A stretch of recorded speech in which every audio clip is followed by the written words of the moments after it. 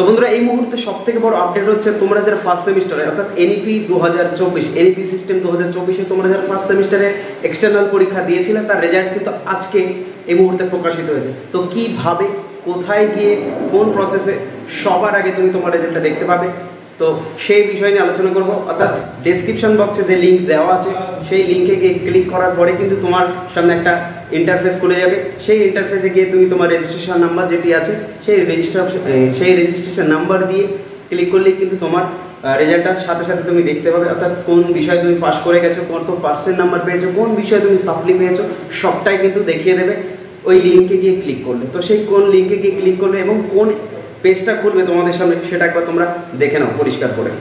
তো দেখো বন্ধুরা, তোমাদের এটা ওয়েস্ট বেঙ্গল স্টেট ইউনিভার্সিটির পোর্টাল 2024 বলছে ইউজিএনইপি সেম 1 রেজাল্ট 2023-24। অর্থাৎ তোমরা যারা ফার্স্ট সেমিস্টারের এনইপি সিস্টেমে পরীক্ষা দিয়েছিলে তাদের রেজাল্ট পাবলিশ হয়েছে। লিঙ্কে ক্লিক করার পরে এরকমই তোমার সামনে একটা ইন্টারফেস খুলে যাবে। এখানে তোমার এই যে জায়গাটা দেখতে পাচ্ছ, এখানে তোমার রেজিস্ট্রেশন নাম্বারটা দেবে, দিয়ে এই ক্যাপচার দিয়ে এখানে ক্লিক করলে এবং শো ফার্স্ট সেম করলে কিন্তু তোমার রেজাল্টটা তুমি সাথে সাথে তোমার সামনে চলে আসবে।